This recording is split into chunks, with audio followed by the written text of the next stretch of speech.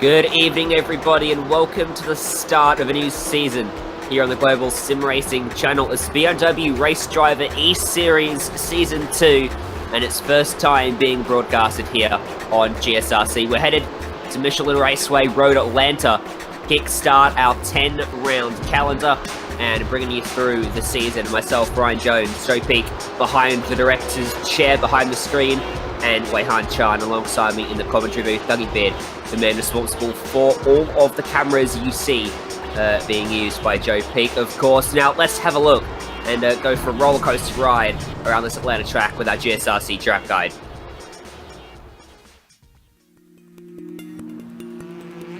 Welcome to Road Atlanta, the scene of incredible sports car racing for decades and the home to the Petit Le Mans. This is a track that has proven itself to be worthy of attention on a world stage. With it being situated only an hour northeast of Atlanta, Georgia, the circuit is in a prime location. But despite its flagship race, in contrast to the real Le Mans, the full course is a measly 2.5 miles long.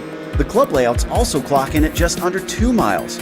Packed within this small lap length is a series of technical and challenging corners, some of which can be race-ending even when small mistakes are made. Turn 1 is a fast sweeper which compresses the car into the track, but the high speeds mean that when you go off, you typically go off in a big way. Turn 3 is notorious for its curved entry into a blind apex. Too far inside and you face a cut course penalty. Too far outside and you're likely to spin out. Then there's the unassuming Turn 5. The wide curbing lures you into getting greedy, but the close walls on either side gobble up cars and spit them out as a crumpled heap. With all the tricky fast turns, that's not to say that there aren't passing opportunities. The main one comes at the chicane at the bottom of the backstretch. The huge downhill drop into the turn makes outbraking yourself quite easy though, so be careful. The whole thing wraps up with the frightening final corner. With nothing but a giant wall right to the outside as cars fly through at high speed, it's not often that wrecks are small. Boasting a wide swath of series over its history, everything from NASCAR to Indy Lights and of course IMSA, the main use of the track is SCCA events and driving schools. No wonder this place is popular both in real life and here on the iRacing service. Fans will no doubt get to enjoy many more years of action at this incredible track.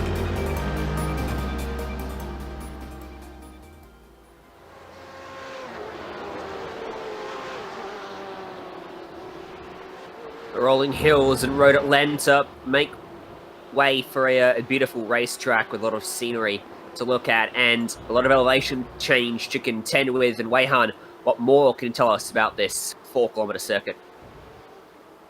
Of course, this Road Atlanta circuit has seen a lot of American style of motorsports over the many years of its existence. It's located in Braselton, Georgia. We're using the full layout tonight. Of course, the one layout that everyone is so familiar with. 12 corners, many elevation changes, uphills, downhills, that are all around the circuit. It measures 4.06 kilometers long or 2.54 miles. So it is a rather medium length circuit for these cars. And of course, once you add these super fast M8 GTE cars onto the mix, you'll get yourself great racing action. Certainly will.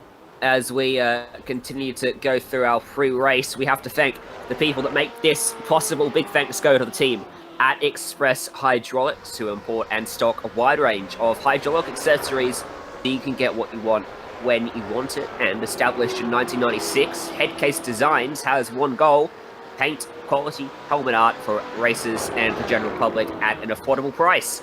Get rid of your white knight helmet and get yourself a Headcase design. And you too can get yourself involved with the Global SimRacing Channel. Get your company seen with over 1 million impressions each and every month. It's a great opportunity to get your brand seen by a wide and diverse audience. Just head to the link in the description to find out more. Race details. How's it going to pan out ahead of us tonight? So details will be as follows. We are on the first of 10 rounds of this 10 race long season using the M8 GTE. It is going to be open qualifying that the drivers are currently having underway, and there will be 2 25-minute heat races that will take place right after this qualifying session. And going to be interesting too, because we've got a 2-race format final race will be set with an inversion on the starting grid from where they finished in race number 1. The full field will suffer the consequences of that invert, which will definitely spice things up in the second half of our evening. Can't wait for that. As we take a look then at the final 10 minutes of qualifying, currently it's Antal Rafael Sabo who is fastest by about 0.2 of a second over Zane Hills, and Paul Blomqvist covered by nothing really. And then a very close scrap for 4th on back, led by Cockerdin and Anderson in 4th and 5th at the moment. There is Cockerdin out on the racetrack, and there's a bright orange and black scheme.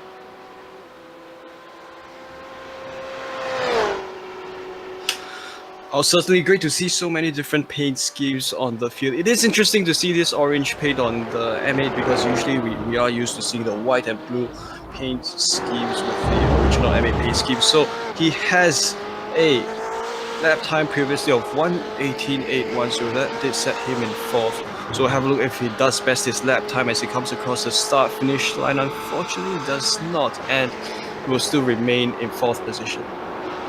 Yeah, only 0.08 of a second slower than his previous attempt, so he's getting some consistency points. I will give him that much, at least, as we should look elsewhere on the racetrack, see who else we can cast our eye to. Matthew Guntini currently sits in 16th place with a 20.6. He's 0.3 away from the next car up the track, and he's a long way away from the top 5, so he needs to find a pretty big improvement at this point in the session. That lap won't give it. He is picked up an off track somewhere, or it was an outlap. It's always one of those two possibilities when a time doesn't get set, as we look to see the next driver coming across the line. That's Royce Rollinson, and he too doesn't set a time. So of course, the provisional pole sitter is Antal Rafael Sabo. He has a lap time of 1:81.88, and we do have a look at Calum Pratt. He is along the final chicane and will go on a top speed run down this downhill right-hander. Very tricky section to nail right, so he will unfortunately not best his lap time of 1:19.316. So he retains his previous position of 11th. And that car right behind him across the line was Nathan Anderson. He didn't register an effort on that lap as well.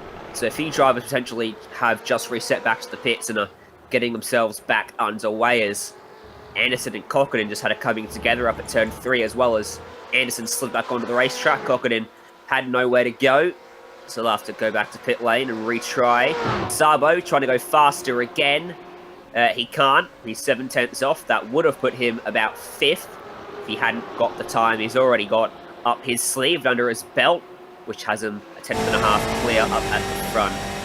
Gene Rollinson is our reigning champion. Took out the spoils in Season 1. Currently sits in 6th place with about 6 minutes left in the session. And this is how you get to pit road, Road Atlanta. A hard right over the crest, down the hill, through a bit of a mini elongated chicane, and then eventually you come back down to the pit road speed limit, which is a measly 72 kilometers an hour here at Road Atlanta. And this is James Anderson, who currently has a lap time of 1:18.883. So he does a top speed run down the backstretch. This is where a lot of overtaking action will happen. Goes hard on the brakes for the chicane. So obviously one of the few staging points for overtaking moves on this relatively short circuit. So as he comes along the crest around the final corner, it will be a downhill run for him, just like everyone else has had. He will unfortunately not best his lap time again. So that would not change his qualifying position. It's interesting, Road Atlanta is not normally a track synonymous with being harsh on off-track, say somewhere like Spa here on the iRacing service, but a lot of drivers are failing to actually register a valid lap time, certainly in the late parts of the session, and there was a flurry as well of early laps that didn't count from drivers. So there are a few struggling with track limits. Guntini struggling again on that lap. I don't think we've seen an actual lap time go down for about 5 or so minutes now, as into the chicane down the bottom of the hill goes Hayden Kirk. He pinched the front left as he tipped it in and tried to shift away to that car and then flat out through the last corner. He does put a lap time down, but it's 28 seconds off the pace.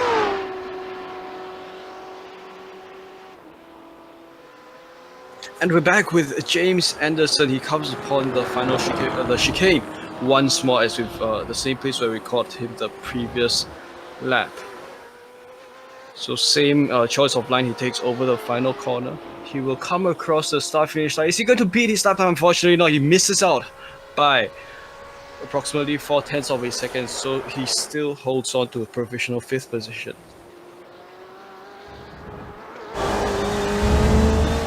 Who else have we got on the racetrack at the moment? Just trying to have a look and see who is improving at the moment.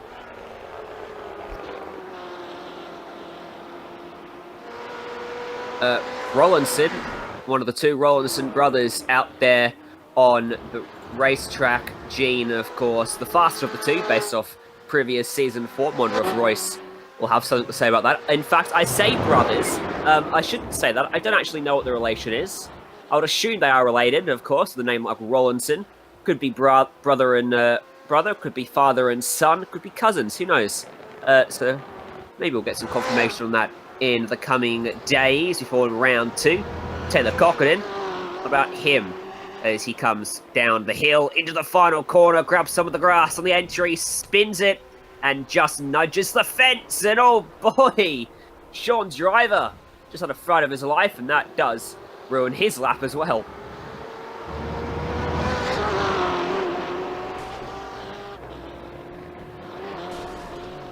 That was Douglas Bickley having an incident across the top at the crest, coming out of the chicane at the bottom of the hill before you rise back up, reach that crest, and the rear end can snap out, as his dud did exactly that right there. And then we head to Brendan Brownie, a 20.9 at the moment for him. So let's see if he'll be able to best his lap time, as some drivers may not have been over the past few times that we've caught up with them. This is going to be very close. He beats his previous lap time. He sets a 1:25.73, so that would have moved him up one position up to provisional P16. And he goes out for another lap. This is Rafael Sabo. He will come upon the final corner also. Unfortunately, he's just not got the pace for this lap, and he sets a 1:21. 3 seconds off, doesn't count either.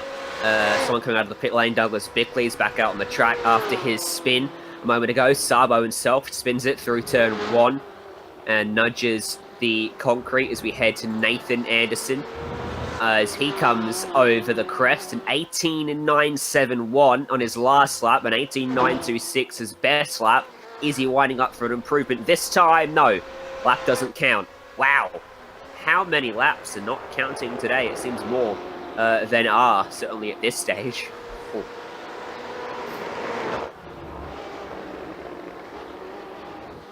Could have something to do with that weather though, Weihan. 55 degrees Celsius, 100 and something Fahrenheit. I don't, 131. Just a bit hot. Certainly very hot. If you do compare with perhaps some of the more common track temperatures that we might have been used to, maximum around the 40s. So this is probably going to be quite a big challenge for the drivers as they will struggle to find grip at such a hot circuit. But of course, the ambient temperature 26 Celsius, not too bad for the drivers, and it is partly cloudy, so the visibility is still going to be good as usual. And pretty much no winds, north facing, 3 kilometers per hour wind speed. So, of course, it is going to be a challenging. It is going to be challenging conditions for drivers to enter. As you have a look at this driver, Stefan McCartan, who's gone around upon the chicane. So, of course, with these cars, you do have to also be more mindful as you go into the braking. So you don't want to unsettle the car too much, or it will go around. Yeah, as you turn in, the fronts aren't going to want to turn. As you exit, the rears are going to want to keep turning. Thanks to the hot track temp, nothing wants to work out. It should. Makes life very difficult as a sim racing driver.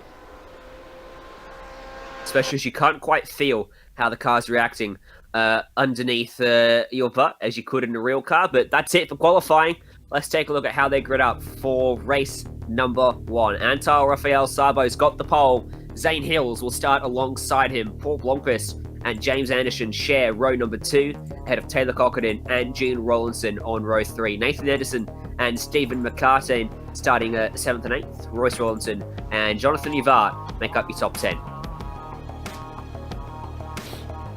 From 11th is going to be Calum Pratt and Dan Patrick in 12th. Matthew Griffin starts from 13th and Sean Driver starts from 14th.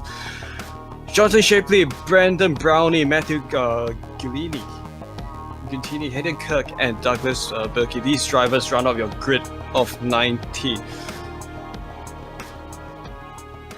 We're going to have a rolling start here, so a bit of time before we eventually get the green flag. They'll nooch around to this 4K circuit behind the guys of the iRacing.com Ford Mustang pace car before it peels off over that crest before the final corner, turn 12.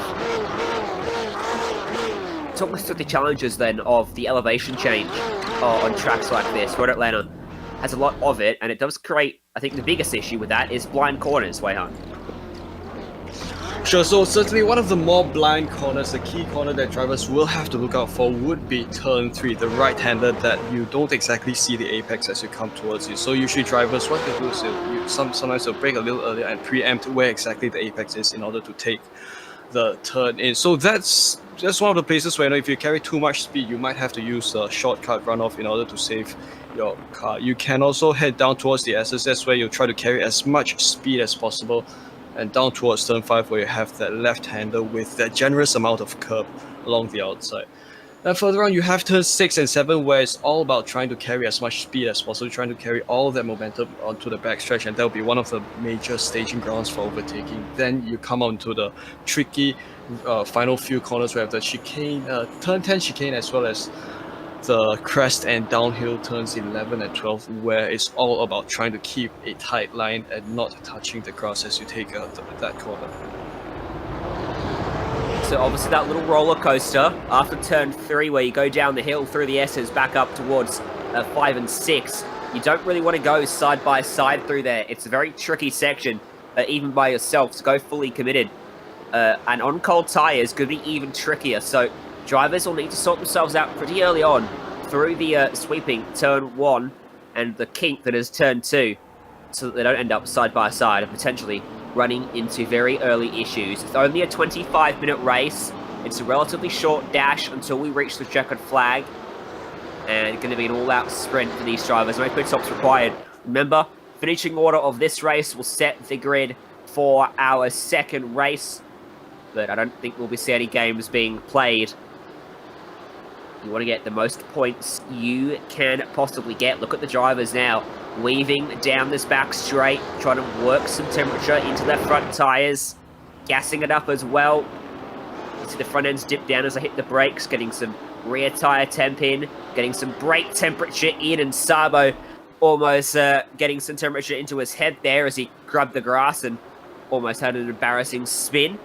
But he'll gather it up, he'll get ready, we'll roll through the chicane. We'll get set for race 1 of the season. Pace car will get out of the way and field in the hands of Antal Rafael Sabo. He jumps on the throttle and we go racing with the BMW Race Driver E-Series. Great launch for our top 3. And for a moment there, the drivers have gone into a single file, and they've kind of gone to a two file again as they take the first corner. Side by side go Nathan Anderson and James Anderson as they tried to take turn 3 too wide. That was such a bold move by that driver, and it is now the field still under the lead of Antal Rafael Sabo as he leads everyone down the roller coaster section of the SS, carrying a lot of speed through this section, and this is where the sprint begins. Zane Hills had Blomqvist almost in his boot lid as he came up through turn 3. He was pushing him along. Did a good job not to crack under that pressure as James Anderson and Taylor Cochran range up onto the back of those two after they broke away off the initial launch. So good recovery from the 4th and 5th place drivers. Good lead for Sabo, about 7 or 8 car lengths down this back straight. Look at how the slipstream works. as Hills looks back at Blomqvist, who gets closer and closer, flashes the lights, looks to the inside, decides he can't quite get close enough to make that move stick, and he'll have to think about setting himself up a different way. As behind, under a lot of pressure, James Anderson from Cockerdon. So Cockerdon is so close to the rear bumper as a little bit of mistake, too wide of an exit by James Anderson, and he does back off and hands fourth position up to Taylor Cockerdon. So that's one position gained by him at the second lap rather. And he is now leading Anderson through the S's. Paul Blomqvist putting a lot of pressure on Zane Hills. He's been doing so since lap 1, and he's probably trying to make something work at this point. Well, yeah, general idea. You want to get high up because Sabo is continuing to stretch. Hills isn't quite responding just yet. Tyres may be taking a little bit longer to come up to temperature. It is a open setup, so drivers can make their own adjustments on these cars, as there is an incident for one of our back markers. That's Calum Pratt, and that's on the chute between turn 6 and the 90-degree right at the end of the straight. What's happened here?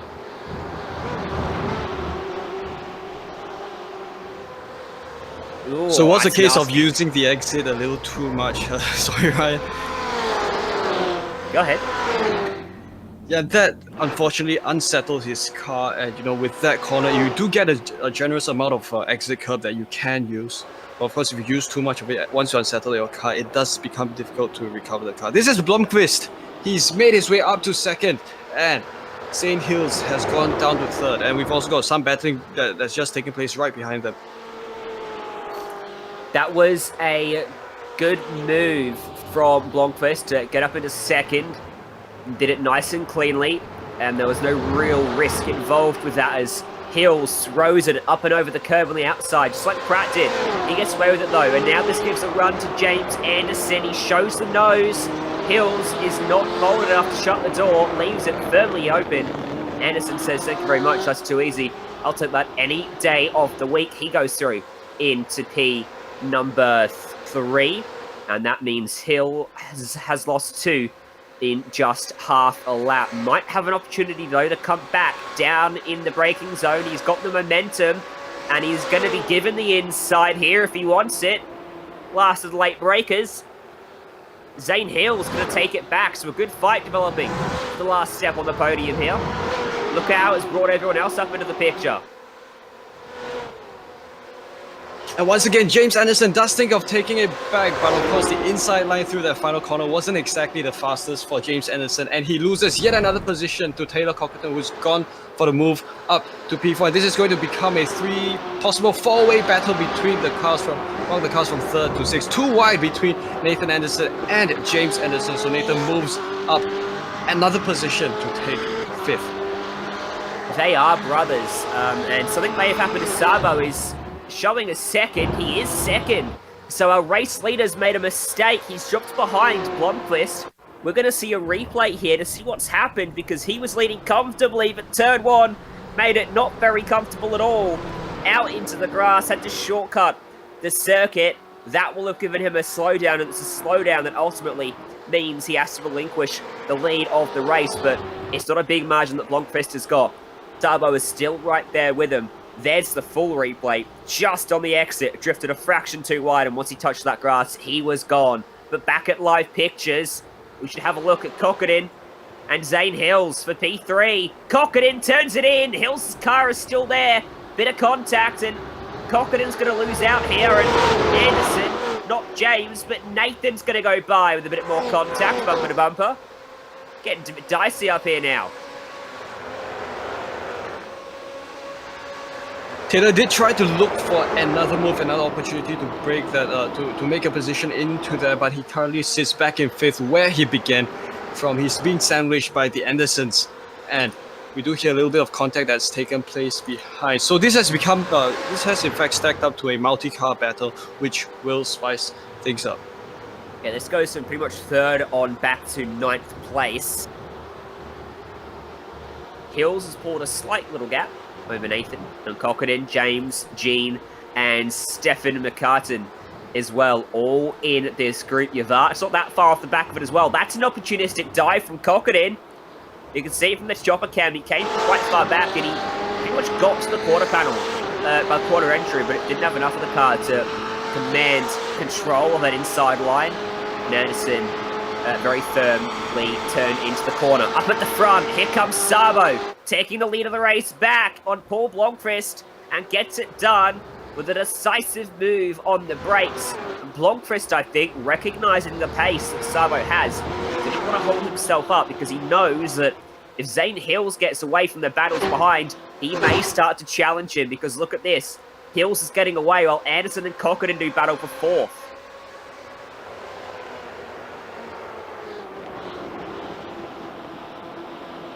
So Chicane trying to obtain good striking distance with Nathan Anderson. So this is a battle for fourth that is taking place. They make their way around along the S's. And oh, this is Nathan Anderson who's gone around. Contact, and Chicane goes through a massive incident. Huge rollover. Looks like Yvart involved as well. And we'll take a look at the replay as how that unfolded. Up through turn 3, Anderson leading Chicane, the orange car there of Chicane. Anderson grabs the grass.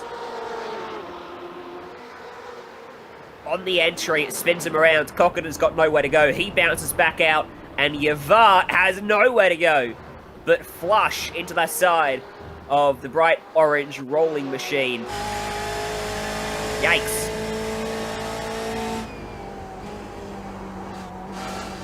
Now have a look at the replay on board Jonathan Yvart and see, and we observe how it unfolded from his perspective. So as he comes along the third corner, he takes the S's, and I think it just wasn't exactly visible to him. He had his line plotted through that corner, but the orange car just rolled backwards and right into the trajectory of Yvart, and there went the big one. The way his car emerged from the obstructed view that the other competitors were giving, he may have been looking far enough at the racetrack, but he just plain old didn't see him until it was too late. Because, of course, you don't look immediately in front of you. You look a few corners ahead or as far up a road as you can. In theory, if you ever get a chance to look at the comparison video between an F1 driver's eye tracking and a simple YouTuber's eye tracking, it is phenomenal how far up the road they look, and that's what a race car driver needs to do. And I do wonder if Yvart was looking too far up the road to see that incident unfold. Either way, big damage to both him, Chicane, and he's in pit road. Yvart also able to keep going. Nathan Anderson also able to keep going. As we look at the battle for P5 on the racetrack, slightly elevated as to where they were thanks to that incident, and that's McCartan losing out as Rollinson is able to slice by. That's Gene Rollinson. And this is probably going to be McCartan, who's probably thinking of a move. He went so close upon the final corners onto the rear bumper of Rollinson, and he's trying to close that gap as he takes the first corner. Now over here along this corner, you don't exactly want to take your car too wide. You want to get a good exit, and he does make good use of the apex, cuts the apex by quite a good margin, and he does unfortunately does not find himself a good pace ahead.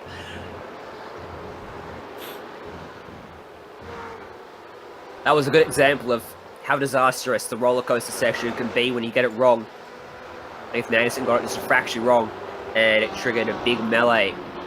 Sabo is utilising the clean air well now. His margin sits at a pretty big gap, as that's another issue for driver. Sean Driver has had something go wrong. Now, he's grabbed the grass on the entry just like Nathan did, but he's spun the other way and he kept it off the fence. Good job to lock that down. And that's going to drop him down to, what's that, 12th place, I think. 15, sorry. In fact, Back to he's live side by pictures. side. This is a side. Sorry, Ryan. Side by side, although Sean Driver does not exactly make the move work, but they now come into the braking zone where they come nearly door to door through the chicane. Douglas Bickley gets the better of the lines through that corner, and he's edges out to retain 14th position. Sean Driver sits in 15th. All right, so as we go back to the battle for P5 then, Rawlinson starting to stretch over McCartan, 19.685, plays a 19.835 last time by, so 0.2 of a second quicker. 4/10 slower than James Anderson, who's lapping substantially quicker than most of the field. Only driver faster on the racetrack is, in fact, Anton Rafael Sabo. So keep our eyes on James Anderson here. He's about 2.5 seconds away from the podium in Zane Hills and third. Got enough time up his sleeve, though, to get there. Remember, reverse grid for race 2. So Cockadin might be an outside chance and a very strong result once we reset in a little over 15 minutes' time, or about 15 minutes' time.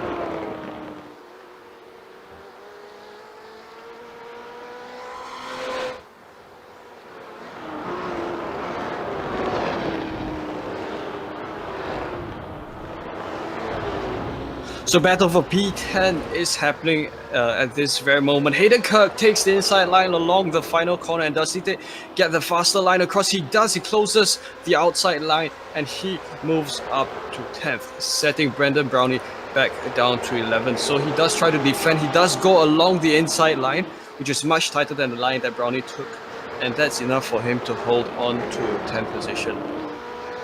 That car you can see behind, without the front bumper, that's Jonathan Yavart. That's the damage that he suffered due to the collision with Cockadin. It hasn't been enough to urge him to come to pit lane. He obviously can't see that bumper, and for what he feels underneath him, through the steering wheel and through the pedals, he reckons his car is better off out on the racetrack. And I tell you what, his lap times aren't that bad at the moment. It is, in fact, quicker than the two cars in front of him. So might still get a top 10 yet in this one. And Jonathan Shapley back there, and not looking too shabby either, as you see them rise over the crest, down the back straight, and then into the keep that is not a corner, but it is officially named turn 9. And then into what is turn 10A, turn 10B, and then into turn 11, again, not really a corner, and then turn 12, the final corner. Gotta hate the way the Americans do their cornering, but that's what it is. No, Bickley. Wayhan, what's happened to Bickley here? So if you have a look at the replay, this is him along the back stretch. He goes full speed, does touch the grass a little bit there, and here he comes down the braking zone. I think he's tapped a little bit of the exit that comes around the chicane, and it does seem fine at this point. Oh, as you just said that, he tapped, he did take the exit of that exit curb, and that was enough to unsettle his car. You know what? And that sent him around. That's identical to the crash he had in qualifying. So he hasn't learned his lesson there. Maybe in race 2, he will finally learn. And what on earth is happening there? Car on the grass. Car almost spinning to avoid. That was Yavart, who got it all out of shape because the car immediately in front of him, which was Brendan Brownie, I think had to check up for the man in the grass, which was Hayden Kirk. And now Shapley's got a great run on Yavart as a result of all of that. Pokes the nose, forces Yavart to lock up, the brakes going too deep. His exit's compromised. Shapley tries to get by him, but he can't. And now Hayden Kirk's got the momentum. Into the final corner. Shapley does not want to get caught on the outside of there. He lifts off, and Kirk gets one of the 3 spots he lost back.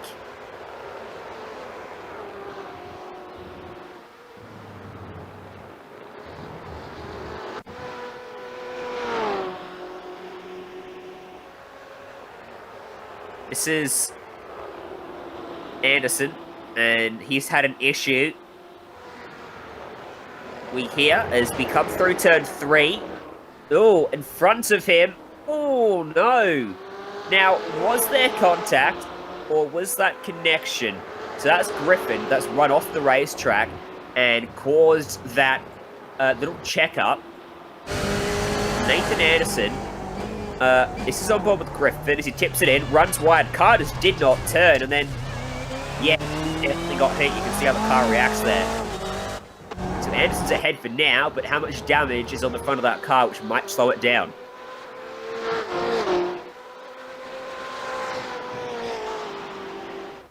So we're back with live pictures, and the gap between Matthew Griffin and Nathan Anderson sit at 0.3 of a second. So it would appear that contact did not affect either driver that much, and they now come to the same spot once again. So of course we are with 8 minutes to go to the end of this race, and of course all the drivers have begun to kind of space apart more than before. And it's now going to be, and this is we're back with the race leader, Anton-Rafael Sabo. He's still coming under quite a bit of pressure from Paul Blomqvist. These two drivers have been together this close, or maintaining this distance all race long. Yeah, so Sabo is doing what he needs to do at the moment. Looking at his last 3 laps, he hasn't lost out. He hasn't lost out in the last 2 laps, but 3 laps ago he was 0.3 slower. We'll see what the lap times bring this time by. A very slow lap for Sabo. He's lost a second there. And he's lost a second to Blomqvist. So he's made a mistake on that one. Lapping in the 20s on the second time in this race. First lap not being included in that. So, interesting. Keep an eye on this, because it's definitely shut it down to now only 1.1 seconds. It was out over 2. You can see the margin there on your screen.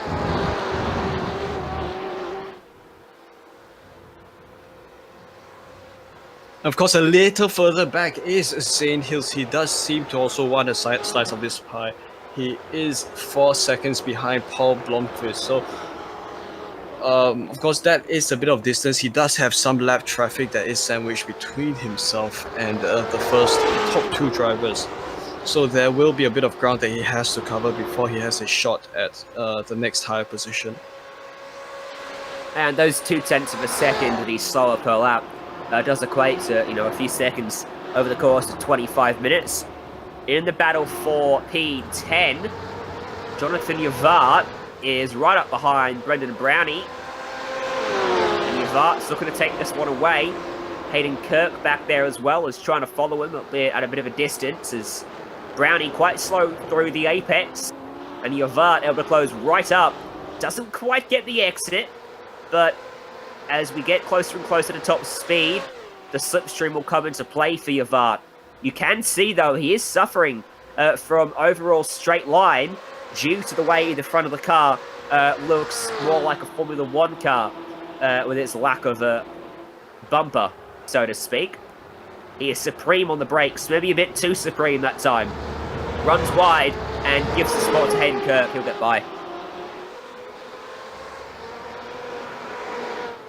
And next behind him would be Jonathan Shepley behind Jonathan Yvart. But of course, Yvart is thinking of having this back. He tried to make it work with Hayden Kirk, tried to regain 11th position, but he comes along the first corner. So right now it's all about trying to optimize his racing line, trying to obtain a little bit of slipstream wherever he can to compensate for the loss of aerodynamic advantages that he has.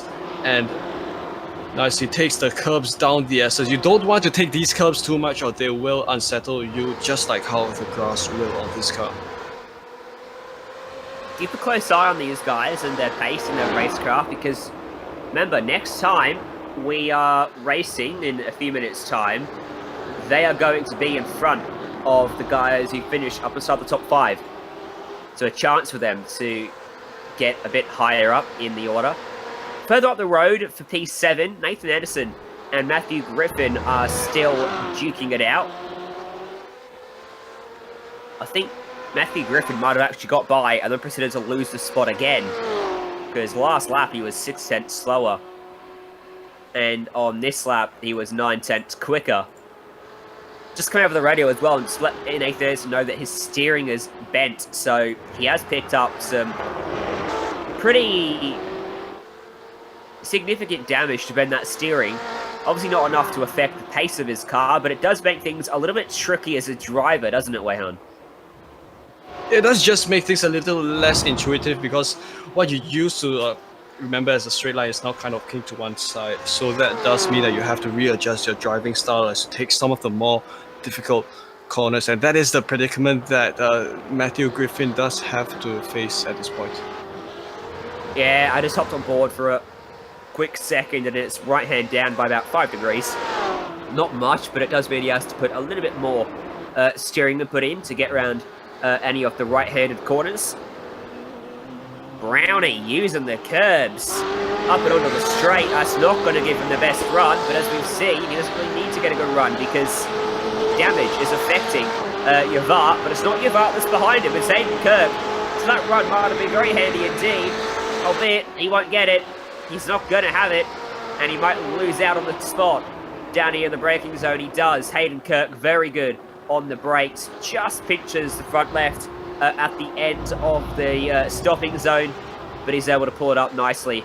And, oh no, he's run well afoul of the racing line. And, oh, Yvart's got involved with that. And Sean Driver has to go to the grass to avoid. Calum Pratt as well. Shapley, I think, got a piece of it.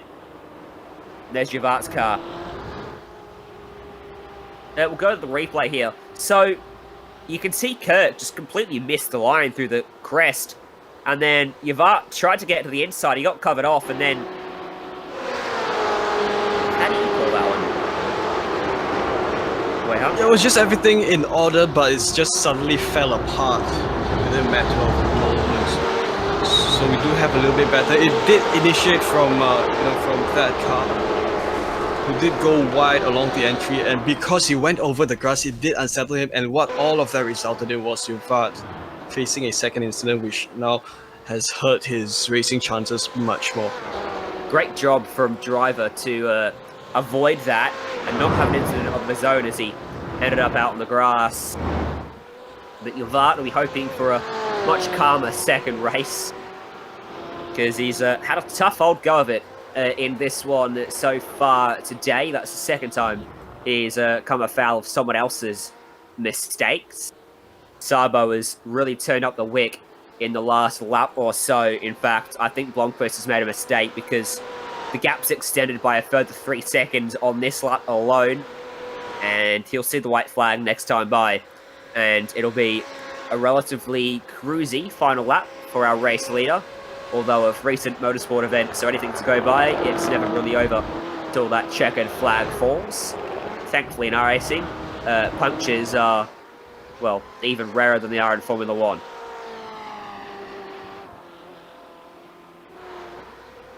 So Sabo does have a comfortable margin at this point. He is 4.5 seconds ahead of Paul Blomqvist. Of course, for all race long, Blomqvist had been, trying to have a go at the race lead, but of course, it is still being held by Sabo. Of course, Zane Hills is in third. He's also equally spaced behind, and pretty much the cars along the front end are relatively spaced apart, so positions at this point are kind of set in stone already, unless someone is able to shake things up with much better pace. Through the double 90-degree right-handers at the back of the circuit onto the long straight, which actually has 2 corners in it, before he hops on the brakes one last time in race 1.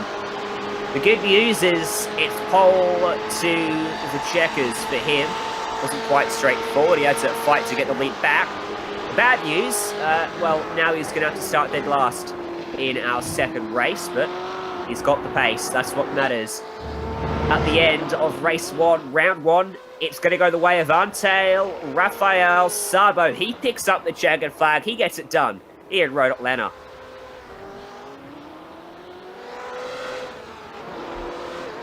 Problem for one of the Andersons. I think this is Nathan Anderson.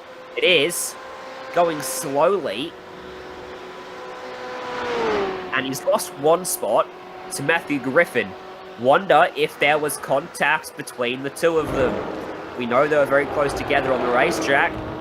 There wasn't contact. Anderson's rear end, or rather the front end, just never turned, and he drifted straight off the racetrack.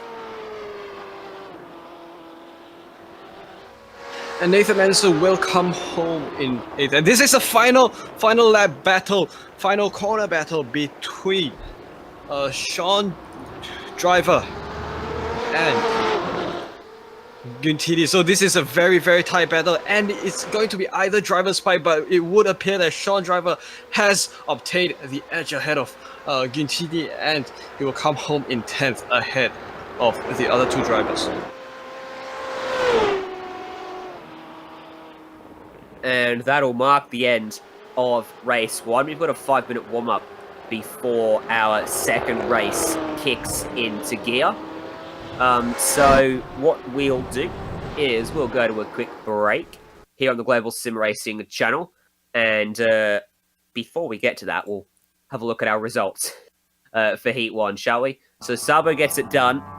Paul Blomqvist comes home in 2nd. That there is not quite how they finished. That, I reckon, is actually our grid for race 2, potentially. But I'll call it out for you. Sabo wins, Blomqvist 2nd, Hills 3rd. We know how those three finished, 7.8 seconds separating the top 3 drivers. James Anderson and Gene Rollinson 4th and 5th, Stephen McCartan 6th, Griffin 7th, Nathan Anderson 8th, Dan Patrick, Sean Driver 9th and 10th, and Guntini, Shapley, Kirk, Royce Rollinson, Brendan Brownie, Calum Pratt, Yavar, last car on the lead lap, and then Douglas Bickley and Tyler Cochran finish a lap down. They've got the front row for race 2. Let's go to a break here on Gsrc. On the other side of this, stay with us, coming back for the race 2 invert.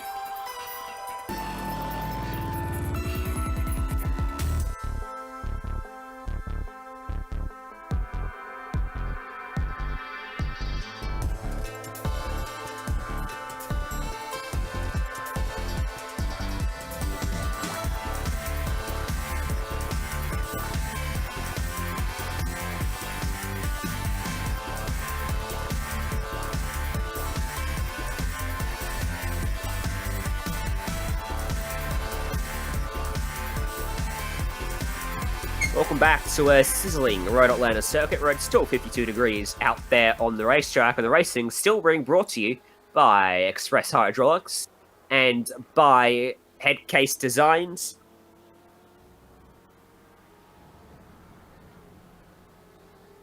And for some reason, my mind just went completely blank then, sorry. Thanks to Express Hydraulics and Headcase Designs for their support of the series and of the coverage. So, what we're doing now is we're taking how they finished in race 1, we're throwing it out the window, and we're putting them on the grid in the other direction. So Sabo will start last, Cockadin will have the pole, courtesy of his issues that he had in race 1, the issues being his car did about a dozen barrel rolls down the straight. So, look out for him to be potentially quite dangerous in this one, because he had a lot of pace, didn't he, Wei-Han? Yeah, certainly. So, some of the drivers that you do see at the lead, at the front of this grid, it would probably be due to the fact that, some of them did face issues during the race, which set them back. But of course, we don't discount the fact that there are also all the faster drivers who are on the other end of the grid. So we will see a lot of position changes, back to front to back. So that's just another element of challenge that will be added on top of this track. Yeah, so the way you can really judge pace here is if we compare their grid spots for race 1, which is based off qualifying, and the grid spots of race 2. Cockadin's a standout. Qualified 5th, he'll start 1st for race 2, so he could run away with it. The guys behind him, race 1, qualified 19th, qualified 10th, qualified 11th, 16th, 9th. So Royce Rollinson's not far away from his pace, starting in 6th after qualifying 9th. And then to find anyone else that qualified inside the top 10, you've got to go back to 12th, and then 14th, 15th, 16th, 17th, 18th, 19th. So it's going to be a lot of action in this one as those fast drivers try to navigate their way back through the field. Only 25 minutes to do so. We've already seen mistakes from a number of drivers today. Until Rafael Sabo threw it off the racetrack by himself, remember? Luckily, didn't throw it off by enough to completely throw it away. Still managed to win the race, but now he's got a lot of people to contend with. I do see some of the cars jumping up at this point from, down the essence. So the challenge with racing with the pace car in front of you is that, especially at a track like this, we've got more corners as compared to an oval track where pace cars are all everywhere.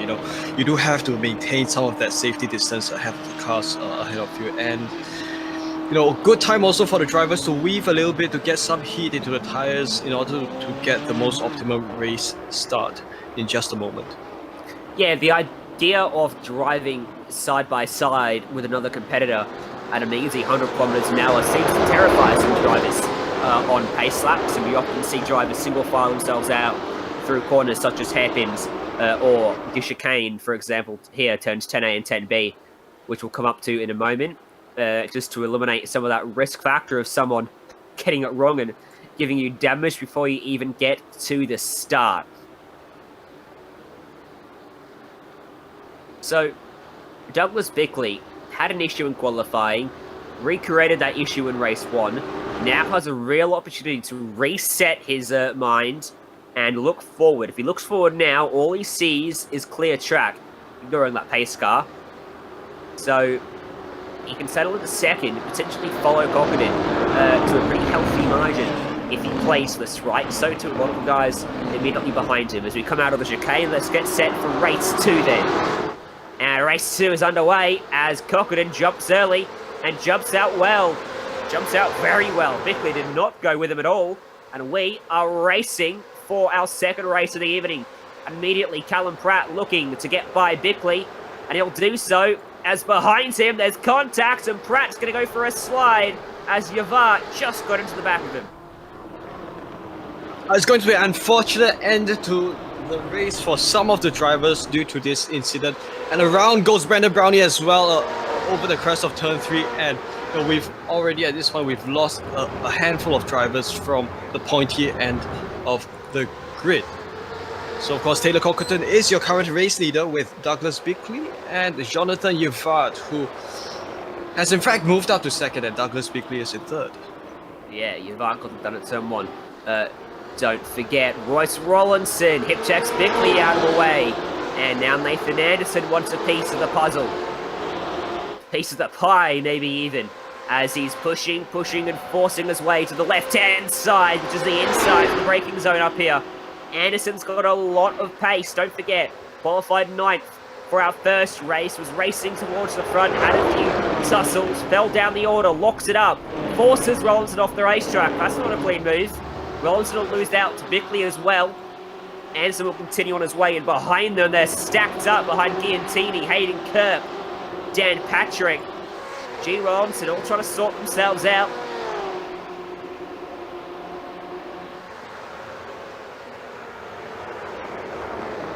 That is messy. A bit of contact. Off the track goes Rollinson. Way off the track. He keeps it off the fence. The carton also took a short trip through the grass. So of course, with Road Atlanta being this narrow, even though it is a fast track, it's not exactly easy for cars to sometimes take it too wide across some parts of the circuit. So flashing light does the driver. And this is Royce Rollinson, who is They were three wide into turn 6 there. And it ended well, but it still ended well at turn 7. They're still beating and banging. Dan Patrick is who we really should be watching. 5 spots down the order. They're now single file, but watch down on the braking zone here. They'll fan out again. James Anderson, Zane Hills, very hungry to make the move. Here we go. So Anderson will look to the inside. Where does Zane Hills go? He looks to the middle, but backs out a bit early as Patrick scrubs up the grass, locks up the front left, and Bickley's gone around. That's him stationary in the grass. Dan Patrick loses a handful of positions. 5 cars that made their way past him due to that little bit of mistake along the exit of the chicane. And that is Gene Rollinson, who's probably going for a comeback move. And he outbreaks Dan Patrick to move up to 14th. Cockadin has a 2.5 second lead over Bart. 4.4 back to Nathan Anderson. 8.7 back to Royce Rollinson. Sabo is running at the moment only 12th. Struggling to find big progress early on. Paul Blomqvist and Stephen McCartan are going side by side up in front of him, riding on board with our race 1 winner now as Blomqvist tucks back in line and looks to try and carry the run through the corner and get it out onto the straight much quicker than the preceding car. He didn't do a particularly good job of it, and it may open the door for Sabo to have a look here. Down into the braking zone for turn 10A. Does he have a look? Does he cover it off? He covers it off. Goes for the move himself, does Blomqvist. Really throws it in there. And that car caught up on a dime compared to McCartan. So of course, during the previous race, it was Sabo who won and Blomqvist was in second. But at this point, Blomqvist is ahead of Sabo, so we will keep an eye on how these two drivers battle it out with each other as the race progresses. So Sabo tries to make it work for P10, which is currently held by Stephen McCartan, and they come upon the S's. A little bit further up, the P6 battle is starting to stack up. Hayden Kurt with James Anderson and Zane Hills all over the back of him. Remember the battles that Hills and the Anderson brothers had in race 1. It might well resume here with Hayden Kirk as well being a part of that. Having a look, but not quite being close enough. The story that time for James Anderson. Paul Blomqvist is here as well. Sabo's not far away. This could become about a 6-car scrap if they're not careful, but look at that run that James Anderson's got. And he's going to get to the inside of Hayden Kirk here down the straight. Going to be a drag race now to the braking zone. And Anderson's winning it.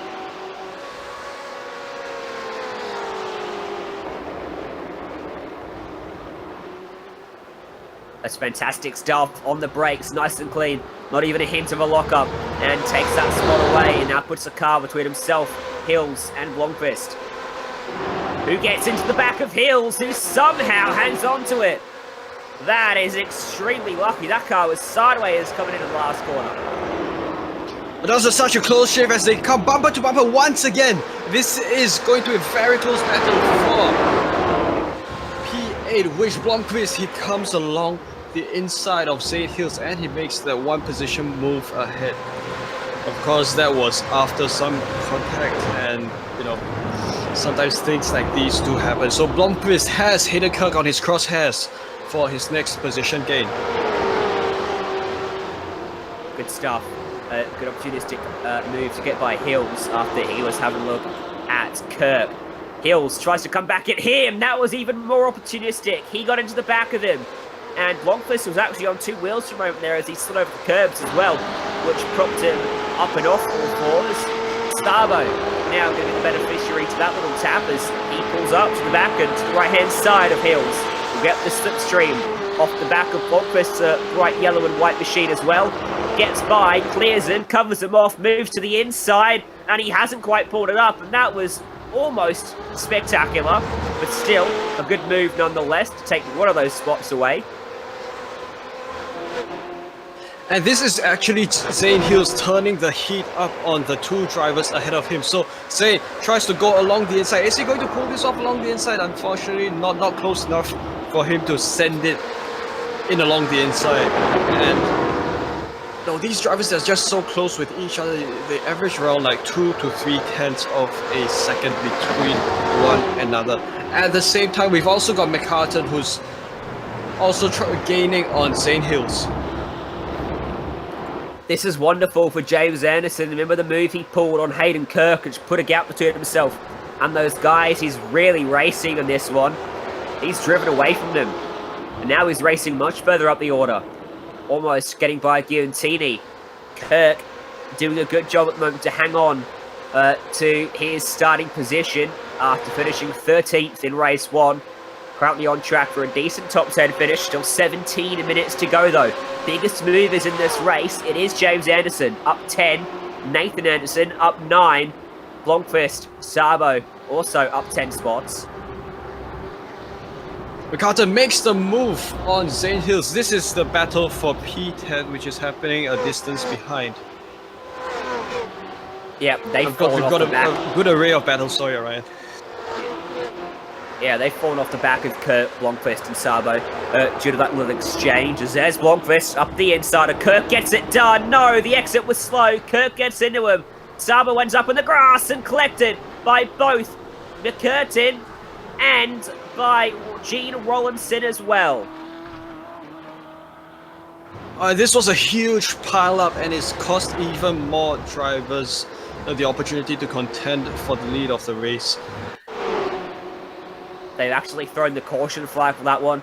Rollinson's gone on and crashed even harder into the concrete a corner later. So the exit was very slow due to his compromised entry. It spun him around as he checked up, got hit from behind. Good job from Sabo to get around it. I'm going to go through the grass. This will give us the full tail here. Watch his exit speed, the yellow machine of Blomqvist. Because he was so shallow on the entry, he had to slow up more to get through the corner. Heidenkirk didn't quite adjust to that as much as he needed to. Just tagged him in the rear end, which is what sent him around. And then those other guys behind had nowhere to go as Blomqvist drifted right onto the racing line right there. McCartan and Rollinson. At that point, Rollinson was already being turned around, wasn't he, Wei Han, as he tried to back out of it, but still would have been the same result. Yeah, and what happened after that was when the car that's gone around when it returned to the racing line, that would usually result in many more cars getting tangled, and that was exactly what happened. So of course, with the yellow flag out, hopefully it will save some of the drivers' progress, and it will hopefully allow some of the drivers to regain and kind of regroup and have another shot at racing again. You know who's going to be livid about this? Taylor Cockerdin. He was romping away out front. He was lapping very quickly, pulling a margin on Yvart, pulling away from Nathan Anderson.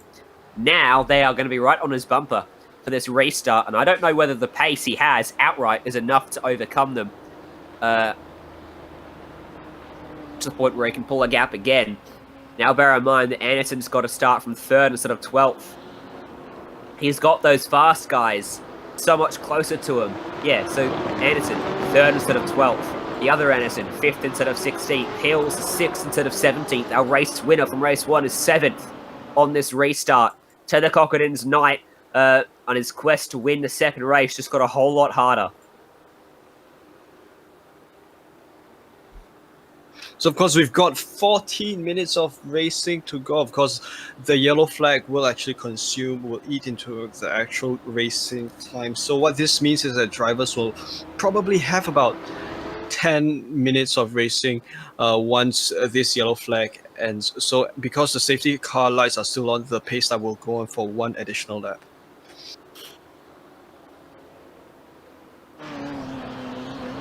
Yeah, this means when we go back racing, we should have about 11 or 10 minutes to go.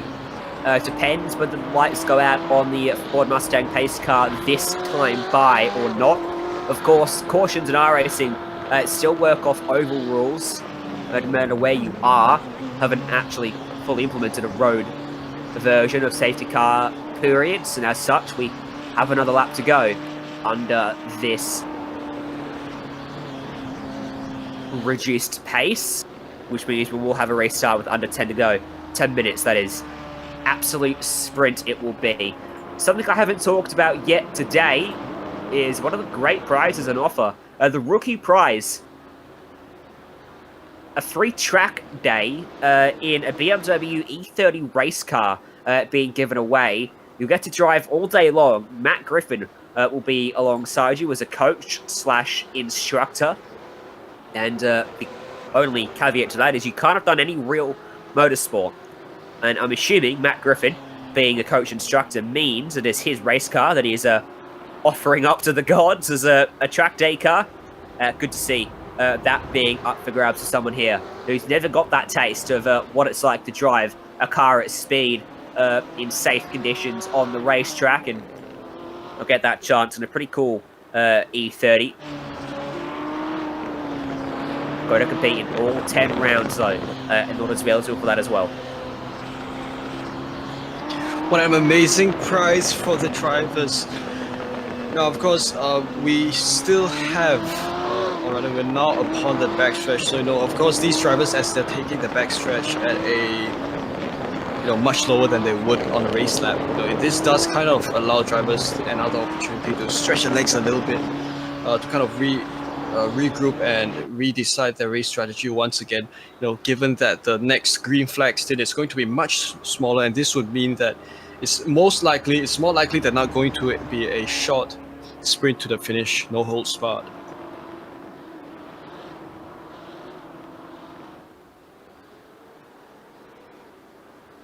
So, for Chicane, he's obviously going to be fully aware that those fast guys are very close to him now. But the key for him is still to use that same strategy he had for the first part of the race and just absolutely gun it. Don't look in the mirror as we go back racing. Not quite. Taylor Chicane has caused a collision further back in the field.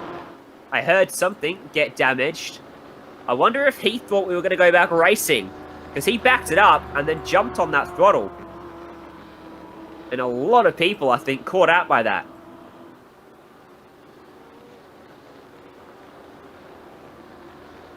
So this then will be the final pace lap. As you can see that the safety car lights have gone off. It's going to be its final lap. So this is probably when drivers should begin to kind of prepare themselves for the green flag. So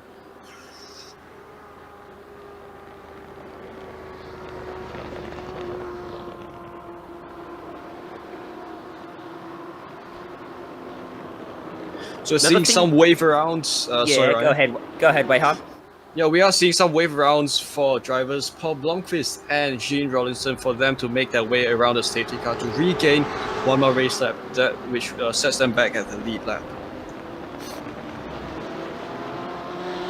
So, thing to consider as well is tyre temperature. We saw at the start of the race how much we're about to get some temperature into their tyres. Haven't seen it under the caution period. They will be cooling down, but the residual temp they've got in them will be doing a little bit but they will not have as much grip on this restart, not for at least half a lap or so. That's another thing these drivers will have to think about when they jump on that brake pedal and turn that wheel into turn 1, even the final corner, as Yavad is looking very racy. He doesn't want to get caught napping by Cockett here.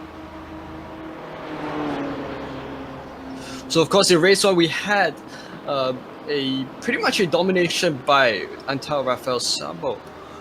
But of course for race 2 it is more likely than not going to be a 2-3 horse battle between Yvad Cockerton and possibly Nathan Anderson. So this is going to be really very interesting. I think James Anderson's in with a shout as well. He is going to try to keep the overlap as we come to the green here. That's perfectly legal as long as he doesn't pass him. In trying to get the overlap, though, he couldn't see when he went, and it's going to cost him. So Nathan Anderson will go by him. Wonder if that will be counted as legal or not. Yvat falls to 3rd. Nathan Anderson up to 2nd place. Cockett already going to be under pressure then as Nathan Anderson gets into 2nd. He will be very fast. Guntini still 4th, and a James Anderson, and then Sabo looking for the move on Zane Hills, gets it done. So just like that, Jonathan Yvad has lost a position, so it's going to be more work for him to do if he wants to regain his, he wants to get back to the battle with Taylor Cockerton.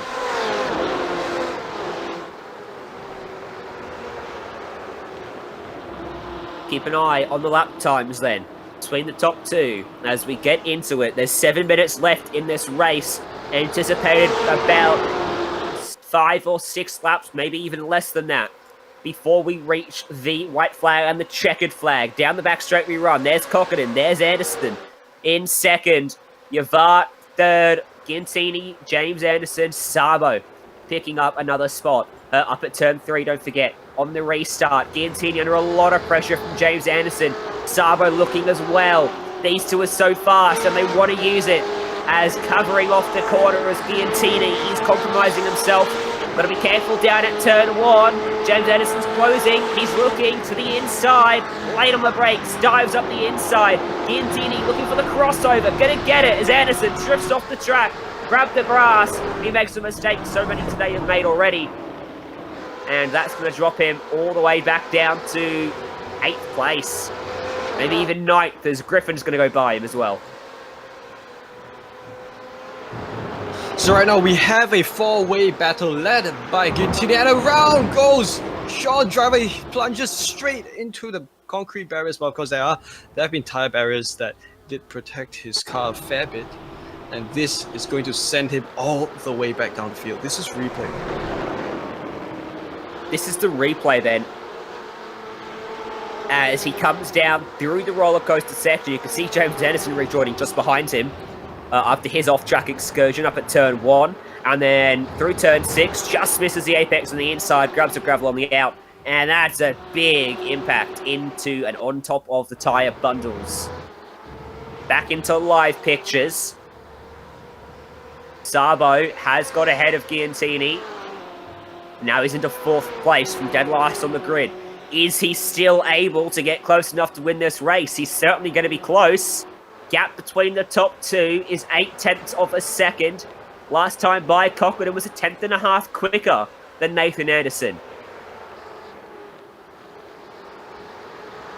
So of course further up the field there are kind of 2 breakaways, one being the top 3 battle and then the next one 4th down to 6.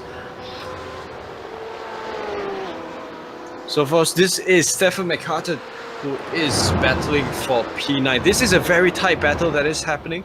They go over the exit curbs. Of course, you know, these drivers, they've not used too much of the curbs because once you use too much, you stand a chance to unsettle your car. McCartan goes a little bit early on the brakes, comes upon this right-hander and optimizes his braking point for the best.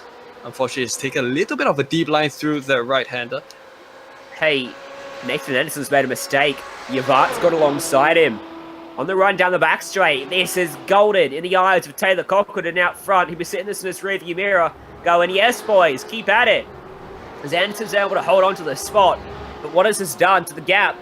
It's ballooned out to over 2 seconds now. So Cockett puts it at 18.9. Nathan Anderson does a 20.3, loses 1.4 seconds on that lap. Sabo also did an 18.9, back and forth, so matching the race leader, but matching isn't enough with 4 minutes left in this race. He might claw his way onto the podium, though. Because Yvart did have a taste of the race lead earlier on, but that kind of set him back to third, which is where exactly he sits at this point. He is turning up the pressure on Nathan Anderson, so this is going to be very tight for the final 3-4 minutes of this race.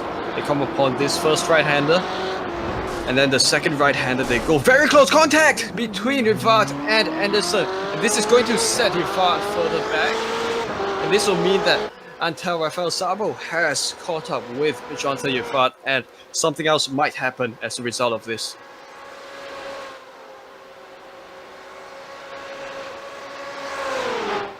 Nathan Anderson had a slide on heading into the corner. I think the first little touch from Yvart is what caused that slide. That's why he slowed up so much through the middle of the corner. And then that's why Yvart was slow, and then that's why Sabo had a run, and then that's why Sabo ended up off the racetrack down at turn 10. So Yvart manages to hold on to the spot, courtesy of that mistake. Meanwhile, Cockerdin now it's 2.9 seconds out front.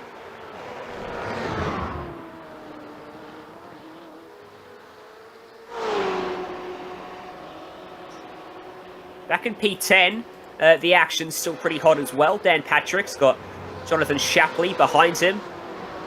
He pulled out by half a second in the last lap, and I reckon Shapley dropped another half a second down at turn 1 alone there as he ran wide and had to really backpedal to avoid the grass, even more grass, losing spot. Zarlema that has caught out a few drivers already today. That car behind him is a lap down, so he's pretty much settled into that 11th place spot now, barring disaster, with only a lap or two left to go in this one. Yvart, meanwhile, is closed back up to Nathan Anderson and is very close to striking range. Maybe a car length too far back this time by, although he's not. He goes for the look. He goes for it, and he gets turned.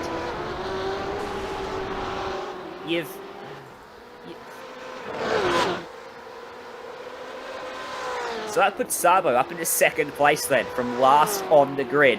Both drivers losing out due to that contact. Maybe a replay will serve well to dissect that one a little bit better before we comment on that.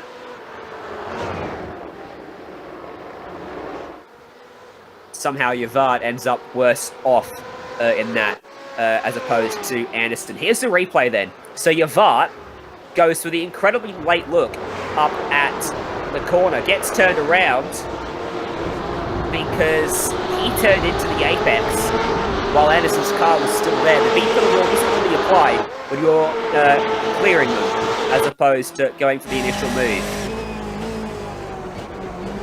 Right here, gets to the beat pillar, commands the inside, but he hasn't cleared him. Never once cleared him and turned into the corner. That was just unfortunate for Yvart, who's currently been set all the way back to 7th place. So, not exactly the best of racing days for Yvart today. Of course, he is trying to regain as much ground as he can with the few seconds left to this race. I think that's 3 incidents for Yvart across our 2 races. White flag for our race leader, Taylor Cockerdin, holding a 5-second plus margin over Rafael Sabo. This reverse grid format already producing what it should. Plenty of drama from 2 different race winners from our 2 different races. Cockerdin, definitely fortunate in a sense. It was barrel rolling in race 1, quite literally, which meant he finished dead last, which meant he got the pole, thanks to the reverse grid, and he did not let the opportunity slip. Got a fantastic getaway, started eking out the margin, got brought back due to the safety car coming out about halfway through, but even then, he did not seem phased. On the restart, he went well, he pulled away, and as they started to battle behind, he kept his foot firmly planted on the floor. And as it turns out, he will be the only driver from the top 5 at the start to finish in the top 5 in race 2. Through turns 10A and 10B, Taylor Cockerdin from the back to the front. And there he stays for race 2. Cockerdin gets it done at Road Atlanta. A little bit of mistake by Nathan Anderson, which sets him back to 4th. Matthew Guntini goes up to 3rd. And of course, enter Rafael Sabo comes home in 2nd. As we move and have a look at the other racing positions, this was a close battle between Jonathan Yvart and James Anderson. Yeah, Way Hunt. We should cover a replay, actually, of James Anderson, Nathan Anderson, down at turns 10A, 10B on that last lap. They made contact. Talk us through this one. Yeah, breaking down into the final chicane, this was a lockup between both Andersons, and both of them rejoining at different points. Of course, the other one is rejoined far ahead on the track compared to this, and this has resulted. Was hit by James Anderson as he tried to rejoin the track. That turned him around, and Yvart, again, the 3rd time today, had nowhere to go, and he lost the spot out of all that as well. So Nathan Anderson, James Anderson, Matthew Griffin, and Jonathan Yvart all lose spots at turns 10A on the last lap. We'll go to a break here on Gsrc. Stay with us when we come back. Post-race results, hopefully some interviews from Road Atlanta.